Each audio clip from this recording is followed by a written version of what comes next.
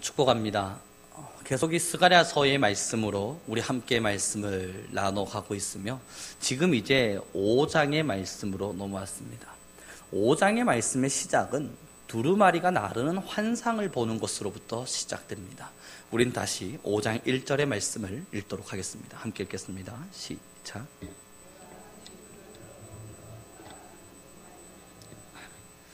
이제 스가랴가 두 감람나무의 환상, 저번 주일날 함께 나누었던 것과 같이 예수아와 스룹바벨이라고 하는 이 영적인 지도자로 인해서 이스라엘이 다시 회복될 것임을, 그러므로 영적인 지도자가 끝까지 그 기둥이 되어서 흔들리지 않고 자리를 지켜야 함을, 우리 모든 성민교회 성도님들께서 영적인 리더이며 또한 영적인 지도자라면 어떠한 바람 가운데도 흔들림 없는 참 탄탄한 기둥이 되어달라는 그 말씀 속에서 우리는 두 감람나무의 환상 이야기를 보았습니다. 그리고 그 환상이 끝난 이후에 그 다음 다시 하늘을 들어보니까 두루마리가 날고 있는 거예요. 이 두루마리는 이게 책 같은 것입니다. 이 예전에 왕들이나 이렇게 신하들이 서약을 받으라, 아니면 사약을 받으라, 이런 거 할 때 말입니다. 그때 쫙 펼쳐들고 들으시오 하는 거 혹시 기억하십니까? 그때 들고 있는 그것이 바로 두루마리입니다. 이 두루마리를 들었다 하는 것은 그곳에 굉장히 중요한 이야기가 기록되어 있다는 겁니다.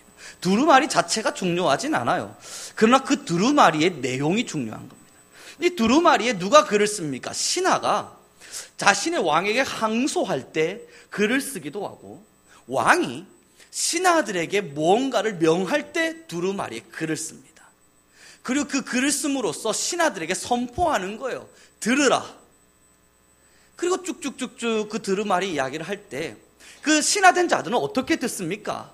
이 사약을 받는 자든 아니면 벼슬을 받는 자든, 우리 집사님 권사님들 모두 다 사극을 보셨으니 아시겠지만 집에서 무릎을 꿇고 그 두루마리를 향해 절을 하고, 그리고 나서 그 두루마리에 있는 이야기를 듣습니다. 지금 바로 그 이야기인 거예요. 5장 1절에 스가랴가 환상 가운데 섰는데 하늘의 두루마리가 펼쳐진 겁니다. 우리 다시 한 번 더 5장 1절의 말씀을 함께 보겠습니다. 시작. 아멘. 저 하늘에 날아가고 있는 두루마리가 있는 거예요. 그리고 그 3절의 말씀을 함께 보시겠습니까? 함께 읽겠습니다. 시작. 도둑질하는 자는 그 이쪽 글대로 끊어지고 맹세하는 자는 저쪽 글대로 끊어지리라 하니. 아멘. 이 두루마리의 내용에 벼슬을 준다던가 상을 준다는 좋은 내용이 있었으면 좋겠지만, 하나님께서 열방을 향해서, 지금 세상을 향해서 펼치는 두루마리에는 그리 좋은 내용이 기록되어 있지 않습니다. 저주, 세상을 향한 저주의 이야기가 기록되어 있습니다. 제가 다시 한 번 더 3절의 이야기를 읽어보면요, 그가 내게 이르되 이 두루마리는 온 땅 위에, 이 열방 모든 나라 위에 내리는 저주라.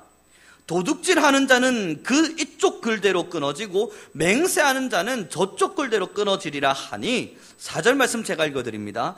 만군의 여호와께서 이르시되 내가 이것을 보냈나니 도둑의 집에도 들어가며 내 이름을 가르쳐 망령되이 맹세하는 자의 집에도 들어가서 그의 집에 머무르며 그 집을 나무와 돌과 아울러 사르리라 하셨느니라 하니라. 이 굉장히 무서운 말씀입니다. 하나님의 말씀, 율법이 적혀있고 하나님의 말씀이 기록되어 있는 두루마리가 하늘에 펼쳐졌는데요, 그때 온 열방 가운데 하나님의 이름으로 망령되이 맹세했던 자들, 하나님의 이름을 망령되이 일컬으며 예배했던 수많은 사람들, 나아가 도둑의 집, 사람들의 것을 탐내고 또한 나쁜 짓을 저질렀던 수많은 사람들의 집집에 그 말씀이 새겨져 있을 것이라. 그 사람들이 살아가는 집집마다 이 하나님의 저주가 새겨져서, 보시죠, 뭐라고 기록되어 있는지. 그 집에 이 말씀이 머물러서 그 집을 나무와 돌과 아울러 살라버리리라. 불살라버리겠다는 이야기입니다. 하나님의 저주의 말씀이 열방 가운데 있는 참 많은 사람들의 집집에 머무르면서 그 집에 있는 사람들의 혹은 돌과 나무에, 그리고 그 집의 기둥과 그 집을 바치고 있는 수많은 벽들의 모든 것들을 사르리라. 멸망입니다. 사랑하는 우리 성민교회 성도 여러분, 이 말씀이 펼쳐진 이유는 이제 하나님께서 성전이 재건되어질 것임에 대한 아름다운 꿈을 이야기하신 이후에 그럼에도 하나님의 나라 성전 짓는 것을 방해하고 있는 열방을 향한 이야기입니다. 하나님의 성전이 아름답게 지어지는 것이 마땅한데 이방의 민족들이 이 성전 지어지는 것을 방해했습니다. 그리고 이스라엘 민족들을 못 살게 굴었습니다. 그랬더니 하나님께서는 온 세상을 향해서 두루마리를 펼치시고 그들을 향한 저주를 선포하시는 겁니다. 너희의 도둑의 집에, 나의 이름을 가지고 함부로 맹세했던 너희의 집에 돌과 나무에 새겨져서 내가 너희의 모든 집들을 살리라. 이스라엘이 성전을 재건할 때 그 이스라엘 민족이 이방 민족들이 뭐라 이야기를 합니까? 너희의 하나님이 정말 하나님이더냐? 너희가 믿는 신이 참 하나님이 맞더냐? 그가 너희에게 언제 성전을 재건하라 그랬더냐? 수많은 이들이 모함과 모략을 했었습니다. 그러니까 그 이스라엘 민족들의 마음에 많은 혼동을 줄 수밖에 없었고요. 그렇게 하나님의 이름을 망령되이 일컫던 수많은 민족들, 하나님은 그들의 이야기를 하나도 놓치지 않고 다 듣고 있었습니다. 하나님의 뜻이 분명히 존재했음에도 불구하고 그것이 정말 하나님의 뜻이 맞느냐 이야기를 하는 이방 민족을 향한 하나님의 저주인 겁니다. 이 이야기가, 비슷한 이야기가 또 어디에 등장을 하냐면요, 이 욥기서에 등장을 하게 되는데, 욥은 사실상 하나님 앞에 특별히 저주받을 만한 나쁜 행위를 하지 않았습니다. 그는 동방의 의인이라 하나님 보시기에도 칭찬받을 만했습니다. 그런데 이에게 저주가 임합니다. 그랬더니 새 친구가 와선 너가 죄를 안 지었는데 무슨 저주가 임하겠냐? 분명히 뭔가 죄가 있으니까, 지금 너가 회개해야 될 것이 반드시 있으니까 하나님 앞에 빨리 회개해라. 회개할 것이 없다 이야기하는 그것이 교만 아니냐? 너에게 어떻게 티끌 만한 죄도 없다 이야기를 하느냐? 너는 빨리 회개하라, 회개하라 이야기했습니다. 그렇게 욥을 질타하고 그렇게 욥을 향해서 손가락질하던 이 새 친구를 향해서 하나님 말씀하시죠.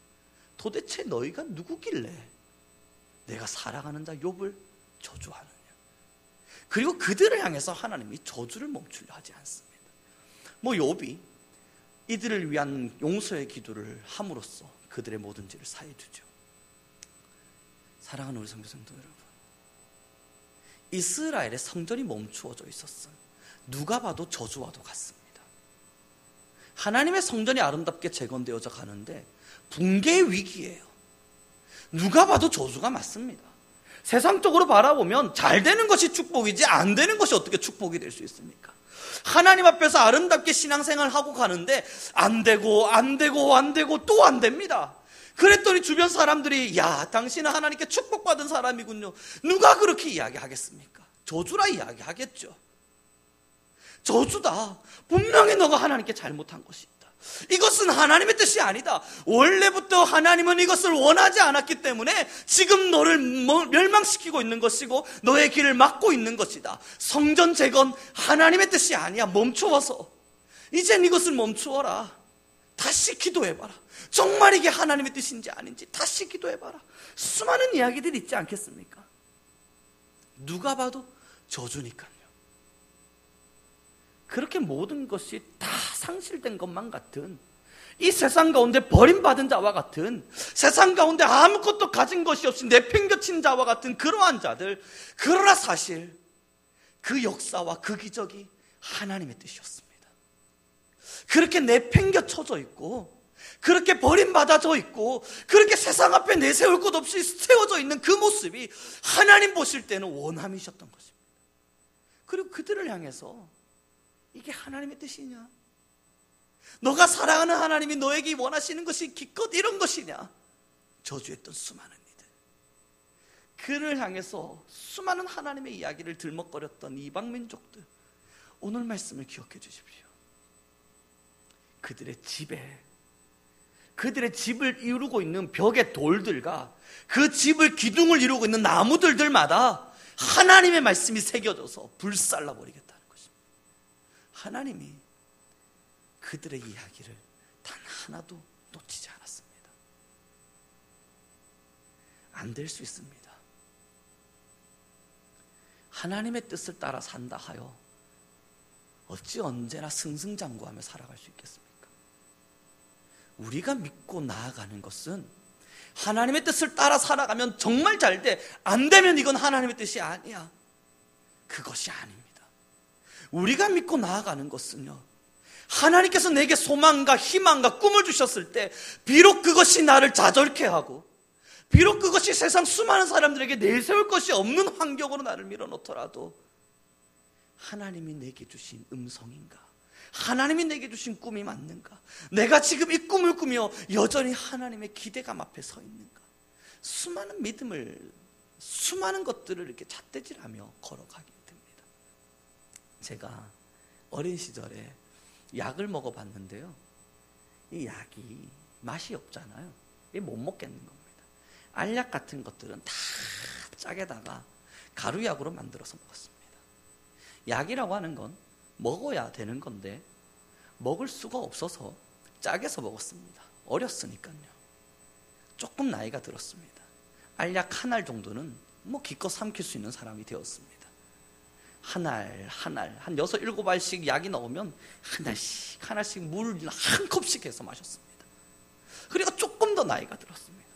이젠 2, 3알 정도 한 컵으로 꿀꺽꿀꺽 먹을 수 있는 나이가 되었군요. 이제는요, 6, 7알이 있어도 물 두 방울만 있으면 그냥 꿀꺽 삼킬 수 있습니다. 그것이 그렇게 어려운 일이 아니더군요. 이제는 돌이켜 생각해 봅니다. 내가 어렸을 때 이걸 왜 못 먹었을까? 그때는 어린 나이였지만 어리단 생각을 해본 적이 없었습니다. 다 컸는 줄 알았는데 조금 더 시간이 지나서 돌이켜 보니까 삼킬 수 없는 약의 모습들, 어리광 것 같았습니다. 신앙이 그러합니다. 신앙이라는 게 무엇입니까? 때로는 삶의 아픔과 어려움, 고통과 근심 찾아옵니다.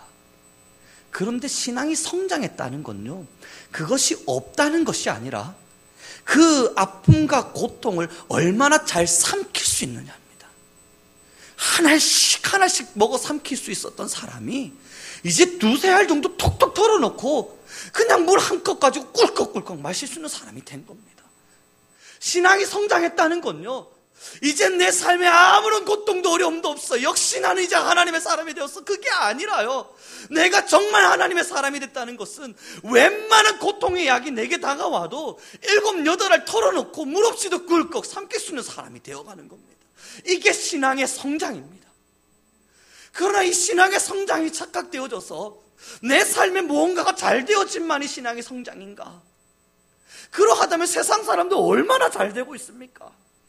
이 이건희 같은 분들은 하나님의 축복을 바가지로 받은 사람이죠. 다라이로 받은 사람이죠. 감당할 수 없는 축복을 받은 사람들이죠. 그런데 우리 누누이 말하잖아요. 이건희보다 내가 더 귀한 사람이다. 왜요? 세상적으로 잘 돼서가 아닙니다. 세상적으로 그들보다 명예가 있고 명성이 있어서가 아닙니다. 세상적으로 그들보다 더 대단한 사람이 되어서가 아니에요. 그보다 세상적으로는 못날 수 있을지 모르나 하나님의 말씀이 내게 던져질 때 그 말씀이 무엇이라 하든 아멘으로 받을 수 있는 영적인 사람이 되었기 때문입니다. 이것을 향해서 우리는 신앙인이라 이야기합니다. 사랑하는 우리 성도 여러분, 교회도 마찬가지일 겁니다. 이 대형 교회들 세상 안에 정말 넘쳐나죠. 이 사람 많으면 성공한 교회입니까? 사람 많으면 하나님께 쓰임 받는 교회입니까? 사람 많이 모여서 그곳에 3,000명, 5,000명, 10,000명을 모아놓고 거기서 예배드리고 있으면 하나님의 영이 가장 귀하게 임하는 교회입니까? 아니요. 그곳에 하나님의 귀한 고난과 아픔이 찾아올 때, 말씀에 쓴 것들이 내 입술 앞에 들어올 때 그것을 얼마나 질끈 감고 까먹을 수 있는가? 그럴 수 있는 성도가 그 안에 얼마나 있는가? 하나님의 말씀에 쓴 것을 아무런 어려움 없이 얼마나 많은 자들이 먹어낼 수 있는가? 이것을 보고 우리는 성공한 교회라 이야기합니다. 저는 우리 성민교회가 그러한 교회가 되길 바랍니다. 세상적으로 아프실 수 있습니다. 기도하십시오. 그 아픔들마다 눈물 닦아주시는 하나님의 사랑이 있으실 겁니다. 그 아픔이 찾아올 때마다 위로하시는 하나님의 위로는 반드시 성경에 기록되어 있으니까 있으실 겁니다. 내 삶이 어렵고 아플 때마다 하나님께 눈물로써 하소연하고 기도하면 하나님이 그걸 왜 외면하시겠습니까? 나의 사랑하는 자녀의 기도인데 말입니다. 그러나 그것은 신앙의 궁극적인 목적이 아니에요. 그 눈물의 기도와 그 아픔을 쓰다듬어 주시는 것은 우리가 신앙의 길을 걸어가고 있기 때문에, 우리가 하나님의 자녀이기 때문에 하나님이 주시는 또 다른 은혜인 것입니다. 우리의 신앙의 궁극적인 목적은요, 내가 이제 하나님의 말씀에 쓴 것을 얼마나 먹을 수 있는가, 하나님이 내게 주시는 꿈과 희망과 도전과 비전을 가지고 지금 내가 얼마나 주의 말씀을 따라 살아가고 있는가, 눈을 감으면 보이는 하나님의 말씀에 환상이 있는가, 내 평생을 다해 살고 싶은 신앙의 욕심이 있는가, 이것을 향해 우리는 신앙인의 길이라 이야기합니다. 삶에서 잘 될 수 있습니다. 그러나 성경은 이야기하죠. 잘 되었다 교만하지 말라고. 이 잘 됐다고 이걸 보고 하나님의 축복받았다고 이야기하면서 간증하는 거, 그건 저는 이상한 일이라 생각합니다. 잘 된 거, 그것이 어떻게 하나님의 축복일 수 있습니까? 솔로몬이 아름다운 성전을 지었습니다. 누구도 누릴 수 없는 부귀와 영화를 누렸습니다. 성경학자들 누가, 목회자들 중에 누가 그 솔로몬의 부귀와 영화가 축복이었다 이야기할 수 있습니까? 솔로몬은요, 그 부귀와 영화 때문에 멸망의 길 앞에 섰던 자입니다. 하나님 앞에서 누린 부귀와 영화가 어찌 축복이 될 수 있습니까? 또한 하나님 앞에서 누리고 있는 슬픔과 고통이 어떻게 또한 저주가 될 수 있습니까? 그것은 신앙의 잘됨을 평가하는 판단의 기준이 전혀 되지 못합니다. 잘 될 수도 있고요, 안 될 수도 있습니다. 잘 되었다 해서 교만하지 않으면 주신 이도 여호와시요 거두시는 이도 여호와시기 때문입니다. 아프다 하여 슬퍼하지 않아도 될 이유는 위로하시는 이도 여호와시고 내 삶을 인도하시는 이도 하나님이시기 때문입니다. 우리가 지금 꿈꾸며 걸어가는 것은, 지금 우리 성도님들께서 바라셔야 될 것은 내 삶에 하나님이 주신 꿈이 있는가입니다. 내 삶에 하나님이 주신 도전이 있는가입니다. 목회를 시작하는 목회자들은요, 나는 이러한 목회를 하고 싶다는 대단한 꿈을 가지고 살아갑니다. 그렇기 때문에 개척교회를 해도 버티고 살아가요. 아니, 개척교회 하면 하지 마시지 왜 합니까? 꿈이 있어서 그래요. 꿈이, 포기할 수 없는 목회의 꿈이 있어서. 그 개척교회 속에서 왜 그런 어려움을 당하고 삽니까? 밖에 나가 사회적인 생활을 하시면 그것보다는 잘 먹고 살 수 있을 텐데 말입니다. 하나님 앞에서 포기할 수 없는 꿈이 있어서 그래요. 그럼 또 다른 목회자들은요, 다 꿈이 있습니다. 소망이 있습니다. 내 평생의 목회가 끝나면 나는 하나님 앞에 이런 목회를 하고 왔다, 나는 하나님 앞에 이런 목회 현장 앞에서 이렇게 사역하다 왔다, 그러한 이야기를 하고 싶은 소망이 있습니다. 그런데 이건 목회자들만의 것이 아닙니다. 우리 성도님들 모두의 것입니다. 신앙을 시작할 땐 신앙인으로서의 꿈이 필요합니다. 내가 하나님 앞에서 이런 사람이 되고 싶다, 내가 하나님 앞에서 이런 신앙인이 되고 싶다, 이 부분에서만큼은 절대 변함없는 자가 되겠다. 예를 들어 어거스틴의 어머니와 같이 기도의 사람, 그 꿈을 꿨다면 그 꿈을 향해서 신앙인은 끝까지 걸어가는 겁니다. 예를 들어 내 자녀를 정말 말씀으로 잘 양육하는 말씀의 어머니, 그걸 기대했다면 우리는 그것에 흔들림 없이 끝까지 부여잡고 살아가는 겁니다. 또 예를 들어 어떤 짓궂은 일이라 하더라도, 얼마나 힘든 일이라 하더라도 하나님의 일이라면 열심히 봉사하는 일꾼 브리스길라와 아굴라, 내가 그 사람이 되겠다. 우리는 그 길을 걸어가면서 모든 신앙인들은 꿈을 꾸며 살아가는 겁니다. 사랑하는 우리 성도 여러분, 신앙의 꿈이 있으십니까? 하늘의 두루마리가 펼쳐지고 이 두루마리는요, 신앙의 꿈을 향해 걸어가고 있는 수많은 신앙인들에게 위로가 되었습니다. 철로역정의 길과 같이 열심히 걸어도 험난한 여정의 길, 그 가운데 걱정 마라, 너희를 비난하는 자들의 음성을 내가 기억하고 있다. 이 이야기는 누군가에겐 저주일 줄 모르나 하나님의 사람들에게 위로가 되었습니다. 그래, 내가 틀린 것이 아니었구나. 그래, 내 길이 잘못된 것이 아니었구나. 그래, 하나님이 나를 외면하지 않았구나. 내가 가는 이 길에 정말 하나님이 계실까? 정말 하나님이 원하시는 길이 이것일까? 늘 긍긍정정긍긍하며 살았는데 하나님의 뜻이 맞았구나. 얼마나 위로가 되겠습니까? 그런 의미에서 우리는 다시 5장 1절의 말씀을 함께 읽도록 하겠습니다. 시작. 아멘. 그리고 저는 우리 성도님들을 위로하는 마음으로 4절의 말씀을 읽어드리겠습니다. 만군의 여호와께서 이르시되 내가 이것을 보냈나니 도둑의 집에도 들어가며 내 이름을 가르쳐 망령되이 맹세하는 자의 집에도 들어가서 그의 집에 머무르며 그 집을 나무와 돌과 아울러 사르리라 하셨느니라. 아멘. 축복합니다.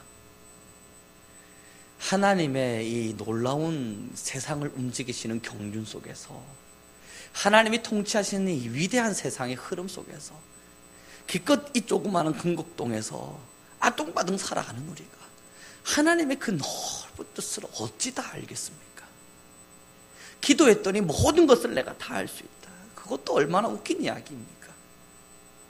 우리는요, 하나님의 뜻에 정말 세발의 손톱에 조그마한 때만큼도 알지 못하는 사람들입니다. 그러므로 우리는요, 믿음으로 길을 걷습니다. 힘드십니까? 어떤 이들이 이것은 하나님으로부터 온 저주라 이야기합니까? 내 삶이 이렇게 안 풀리는 건 하나님이 주신 저주가 아닐까 고민되실 때 있습니까? 아닐 수 있습니다. 내 삶이 너무너무 잘 돼서 역시 내가 그래도 기도의 씨앗을 뿌려놨더니 이 봐봐, 삶에 이렇게 아름다운 열매들을 맺잖아. 그것이 축복과도 같습니까? 그렇게 누릴 수 있는 삶, 그렇게 편안할 수 있는 삶이 정말 축복이라 여겨지십니까? 그것이 솔로몬의 성전과 같다면요, 잠깐의 축복이었으나 솔로몬의 삶을 멸망으로 밀어넣었던 그러한 아픔과도 같다면요, 그것을 향해 누가 과연 축복이라 말할 수 있습니까?